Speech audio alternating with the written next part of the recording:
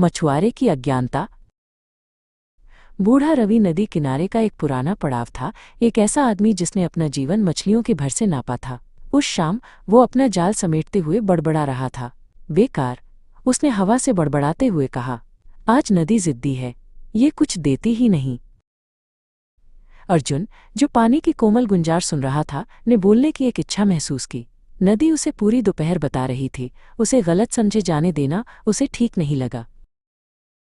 वो जिद्दी नहीं है रवि जी, अर्जुन ने कहा, उसकी आवाज़ कोमल पर स्पष्ट थी। वो आत्ममंथन कर रही है। बूढ़े मछुआरे ने घुरघुराया, एक कंकड़ जैसी आवाज़। आत्ममंथन? ये पानी है लड़के, ये बहता है या नहीं? पर अर्जुन डटा रहा, उसकी समझ उसके भीतर एक शांत आत्मविश्वास थी। बारिश के बाद इसने गर्जना की, इसने सब कुछ दे दिया। आज ये अपने गहरे पानी में आह भर रही है।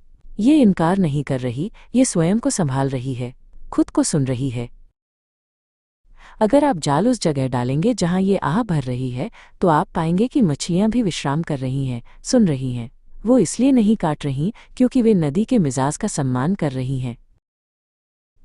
रवि ने घूर कर देखा, उसका चिड़चिड़ापन एक जिज्ञासु भवभूति में बदल गया। उसने इस नदी पर 40 साल बिताए थे, लेकिन उसने कभी इसे किसी ऐसी चीज के रूप में नहीं बताया गया था जिसके मिजाज का सम्मान किया जाना था। अर्जुन के लिए नदी का मूल्य स्वाभाविक था। उसे कोई संसाधन नहीं, बल्कि एक रिश्ता दिखाई दिया।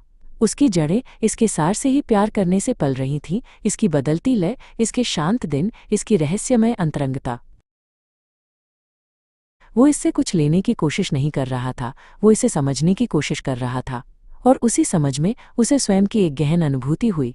वो कुछ सच्चा और सुंदर जानता था, जो दूसरों के लिए अदृश्य था। उनके एकांत के बीज पारंपरिक दुनिया के पत्थरों पर गिरे थे, लेकिन उन्हें एक गहरे, अधिक रहस्यमय प्यार से सींचा गया था, जिससे वो अपनी ही एक विशेष ज्ञान में विकसित हो रहा था।